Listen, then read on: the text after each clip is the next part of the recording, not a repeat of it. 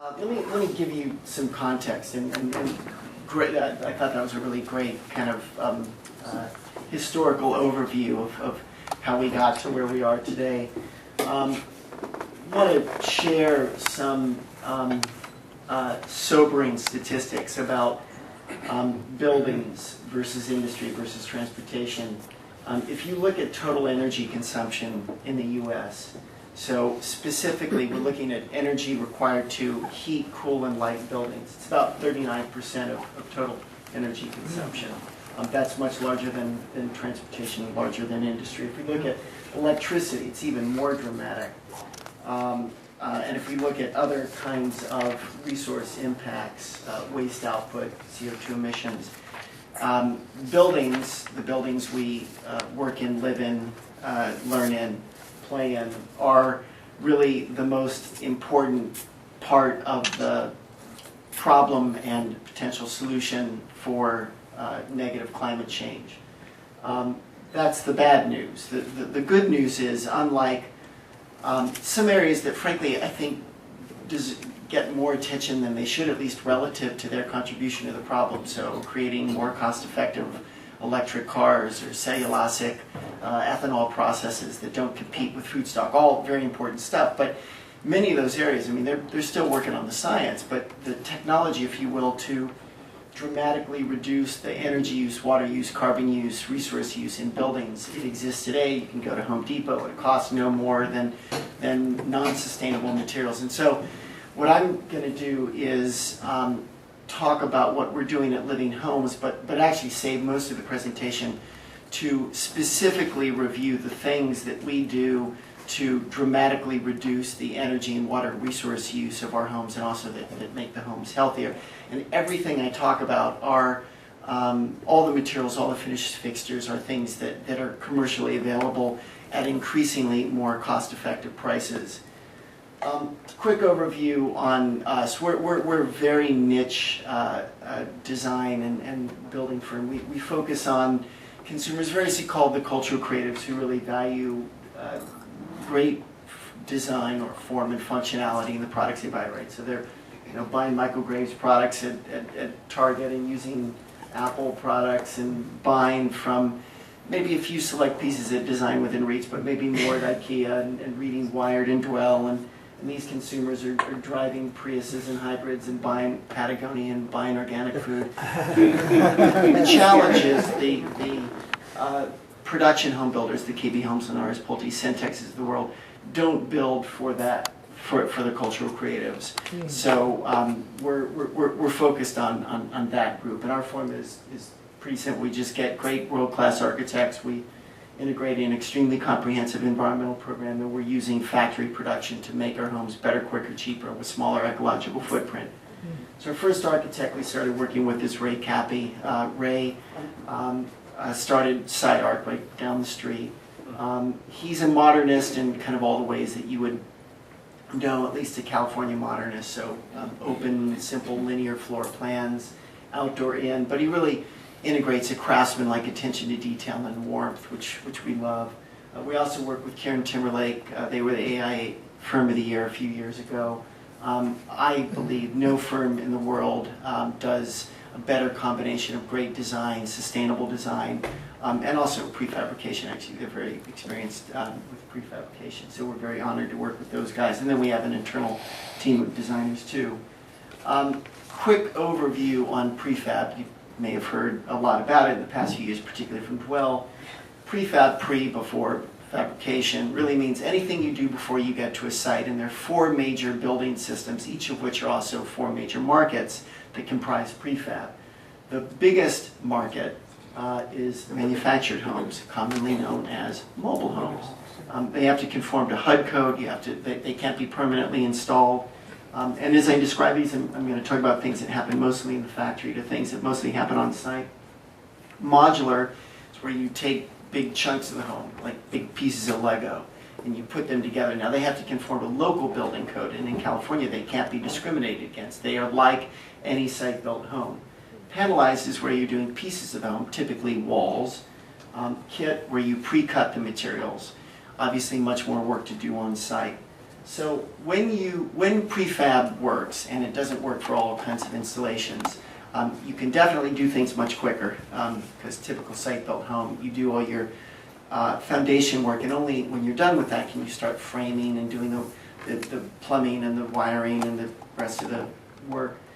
In prefab, as you're doing the foundation work, you're working on the home off-site, and so you're able to build in half or a third of the time. You can reduce costs. You're able to take advantage of the fact that you deal with 9 to 5 folks who work in the factory rather than a bunch of subs, each of which have overhead and management. Also, sometimes you're building in areas that have lower cost labor.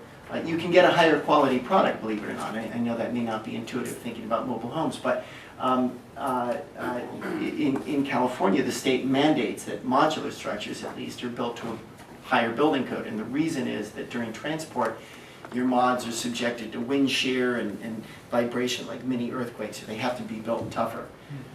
Much less waste. The average site-built home, maybe 30–40% of your materials ends up in landfill, and indeed the biggest chunk of landfill's biggest single segment is construction waste. Versus prefab, you do shop drawings, you've got a central facility, you store the materials, maybe 2 to 10% of the materials end up as waste. So this is our various homes in various stages of undress, and I'm going to quickly go online, if I can, to show you a video of just how this works. And I'll mention, actually, as I'm doing this, we're installing Living Home tomorrow in Santa Monica, so if anybody wants to watch, come up afterwards, and I can tell you. I can tell you now. Actually, it's 721 Adelaide Place in Santa Monica. We'll be there between 9 and 5. You're welcome to come watch. It's kind of cool. It's well, this is what it looks like. So this is a temporary installation we did with Home at the TED conference. It then got moved to Newport Beach, and it became the first LEED Platinum home in Newport Beach. So this home is 2,000 square feet. It's comprised of 4 modules. They weigh on average 20 to 30,000 pounds. And they were built about 45 minutes from Long Beach. And this obviously is time-lapse, but it's 3.5 hours. So it was installed in 3.5 hours, and 4 days later it opened to the public. And so we're doing all finished plumbing and electrical, tiles, grout. In fact, the kitchen module just came in with the appliances installed. The only thing that we do on site is any materials, for example, the rain screen system here that crosses a mod line, a modular line. Obviously, we have to put those on site. So it comes together very quickly, very efficiently, and in general, the more you can do off-site, the less potential for problems. So that's kind of what it looks like. And so here are homes now done. So this is the first one we did. This is in Santa Monica. This is actually my home. And I think one of the most successful things we've done is, this is a Ray Cathy home. And anybody who knows Ray Cathy architecture would say, looks like a Ray Cathy home, but it's comprised of 11 modules. It was assembled in 8.5 hours. The other thing I think we've done pretty successfully is that this is the first home ever certified LEED Platinum in the nation. And when you look at it, you may or may not like the design, which is fair, but most people don't think it kind of bespeaks a green home. And when we were starting Living Homes, kind of a core tenet was, there was, after the energy crisis 1.0 in the 70s, a lot of emphasis placed on green design for homes. But the homes, straw bale, underground, were not necessarily homes, as a home we did in Brentwood, that many people would want to live in, or frankly, that even many municipalities allowed. And so we said, first and foremost, we need to build homes that solve what we call the lifestyle living problems that people have, which actually Richard alluded to. They need to offer great form and functionality. This is the first multifamily project we did. This is in San Francisco, first LEED Platinum multifamily ever in San Francisco. So first we have to solve that, and oh, by the way, we need to build them in an extraordinarily responsible way, but that can't be the first goal. Otherwise, we may miss the functionality requirements. This is the home you saw assembled in TED. This is now in Newport Beach. We just installed the second version of this in Santa Monica earlier this summer. Or not the second, another one of this model. This is by Kieran Timberlake. The multifamily was also by Kieran Timberlake. This is our first multifamily by Ray Cappy. It's the first multifamily LEED Platinum in Silicon Valley. It's also our first with an affordable unit, deeded affordable. So I think one of the things we're showing is the first home we did in Canada, so this kind of proved that we can do this in cold weather too. This is the home where, this is a slide out of place. It's the home we're installing in Santa Monica. But this is really what we're mostly focused on now, finally. Original ambition was start at the high end, create kind of an aspirational brand, make some mistakes. That's why I was the first customer. I knew we'd make a lot of mistakes. I didn't really want to bitch at us, but I thought, so, all right, you know, who am I going to bitch to? So, but our focus has always been to get to this. This is the first low-cost living home we introduced also at the TED conference and at Dwell earlier a few months ago. So this is the most energy efficient home we've ever done. It's 51% more energy efficient than Title 24, for those of you who know that, which is not insignificant. It's very hard. We've never seen numbers like that. I'm going to talk about LEED in a second. I wasn't sure if Richard was going to cover that. I'm going to talk a little bit about what that is in case you don't know. But this is, we worked with Make It Right, Brad Pitt's nonprofit, and Bill McDonough's in New Orleans. They built 70 LEED Platinum prefabricated homes. In fact, they work with both of our architects. And they brought costs down a lot, so we worked with them to develop this. This is called the C6. And we're selling this at $145 a square foot. Finally, with that, we sort of break the price level. Many parts of the country, that's expensive. Los Angeles, that's below affordable housing. And we have a two-story version of this we're about to introduce that's even cheaper. And I'm sharing all that because I finally, to ourselves at least, but you know, to the market, we're showing that you can do great design, or again, you may not like it, but many people do, thankfully. You can do good design. No question, objectively, it has a far smaller ecological footprint than most homes at a pretty cost-effective basis. So that's what we'll be doing increasingly. This is the home we're doing in Santa Monica, if you want to come watch tomorrow. That's just a nice statue that somebody put in one of our homes. It signifies love, which is very important in all of this. So a quick primer on LEED. LEED is a green building certification program that was started by the nonprofit USGBC, United States Green Building Council, in 2000. It's a point-based system. You get points for things you do that reduce the energy or water or resource efficiency of your buildings or that create better indoor air quality. Based on those points, you can get certified or silver, gold, or platinum.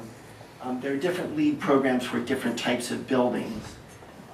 We like LEED because time and time again consumers have shown that if you are making any claims about the health or sustainability of your products, they want an objective third party to measure that vis-a-vis others. They don't believe you, they think you're biased, and oh, by the way, you are. So if you look at the organic industry, it really didn't take off until the government, USDA, came out with an organic certification. Then it really started to take off. And actually when Walmart came in, it really started to take off. But LEED has done that for buildings, for sure. And in fact, there has been, for the past 3-4 years, good data that suggests that LEED certified commercial buildings are selling for more, leasing for more, lower turnover, higher occupancy rates. And now there are the first studies that are showing that that's happening with homes. In fact, there was a good study in California that showed that green certified homes, primarily LEED, but there are some other certifications, are selling for 9% more than similarly sized and equipped homes. So there's now seems to be a market economic imperative to this kind of certification. The problem with LEED is that it can be gamed, frankly. You can actually do a LEED Platinum home without doing photovoltaics or without having renewable energy, which frankly we think is unfortunate, but we understand it. So internally, before I get to that, the point is not just the certification. I mean, at the end of the day, it's doing less with resources. And we did some analysis on a site built LEED Silver Platinum, and indeed, as you get higher levels of certification, you're using far fewer resources. But the problem with LEED, as I said, it can be gamed. So we internally developed a program we call Z6, which really sets the environmental goals to which we aspire for every one of our homes. The higher goal is just healthier homes with smaller ecological footprints, but we specifically target each of the major metrics that we want to move. We aspire to make our homes as much as possible zero energy, and indeed the majority of living homes have designed to be zero energy, zero water, which is to say reclaim what we need for irrigation, zero emissions, which is an indoor air quality issue, breathe LA, zero carbon, zero waste, so we care about how materials are made and how they can also be reused, cradle-to-cradle concept. And then zero ignorance, actually. You can do all these great things to reduce the ecological footprint of your homes, but frankly, if the people who live or work or play in the buildings aren't responsible about resource use, you're going to have a big ecological footprint no matter what you're doing. So we need to reduce ignorance. What am I doing on time? I forgot. You're getting real close? Okay, I'm going to zoom through this. This is the most important area to deal with. Energy. Richard touched on this. Buildings will use far more energy over their useful life than are embodied in the materials used to create the buildings. So focus more on this than any other category. And this has two problems. Reduce the energy you need, so make it more as energy efficient as possible. And then produce what you need from sustainable means. So LED lights, radiant heating, preheated by the sun, Energy Star appliances, all of these things can reduce your energy use, and then photovoltaics or geothermal. Geothermal in Southern California probably doesn't pencil out, but we did that in Toronto. I'm zooming through this because I guess I'm out of time. Water, again, reduce what you need, so drought-tolerant native landscape, low-flow water fixtures, dual-flush toilets or very low-flow toilets. Every home we build to be gray water ready. My home was the first ever to receive an official permit in LA County, which was a real problem to get, but now apparently it's easier. Emissions, indoor air quality issue, again, breathe, LA County did a big issue for this, so take care to source millwork that's formaldehyde and urea free. Where you use fireplaces, you can use integrate fireplaces that burn ethanol essentially, so no smoke, zero and almost no carbon. Fans in your garages that take out carbon monoxide and take out moisture that could cause mildew in the woods. These are all things to do. We like to integrate indoor gardens because there has been some great research that actually NASA did on plants that filter indoor contaminants and that produce lots of oxygen. So that's, and it's cool to have indoor gardens. And then for carbon and waste, there are Forest Stewardship Council certified wood. It's a nonprofit that certifies that wood is grown and harvested in a sustainable way. Steel we use a lot. It's the most recycled building material. You can get tiles from glass or ceramics. You can get countertops from cellulose, basically newsprint. Last thing I'll share, well, we like features that allow homes to adapt to people's changing lifestyle needs, but for ignorance, we integrate technology that shows people what their energy use, water use is in real time. Sort of like those of you who drive hybrids, or Prius in particular. I had a Prius, I have a Volt now, but it shows you what your gas mileage is, and it becomes, in real time, becomes like a video game. You just want it to, you want that number to get as big as possible, so we do those in our homes. But anyway, I think I'm out of time, so thanks.